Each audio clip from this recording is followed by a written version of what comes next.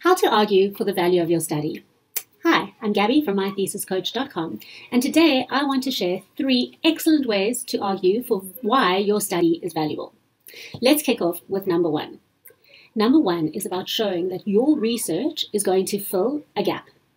Now, part of that is arguing about what that gap is. So you need to, in your study, show that nobody has done research on your topic yet.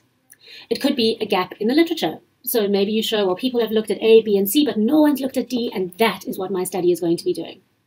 You also need to explain why that is a valuable thing to do. But first, you need to articulate that gap, and that's point number 1 here. Articulate the gap. The second way that you can argue for the value of your study is that you can tie it to some external priority. So let me explain what I mean by that with an example. When I was doing my PhD, I looked at the development of employability skills in students in higher education. So in order to argue for why that was a valuable study, I looked at our South African Department of Higher Education and Training, and I saw that one of their priority areas was skilling students for the workplace. So when I was writing up the value of my study, I said, look, it's in line with this national departmental priority, and that helped me argue for why it was valuable.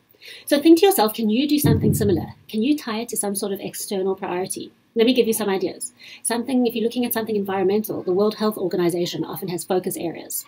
The SDGs are an awesome thing to tie your work up to.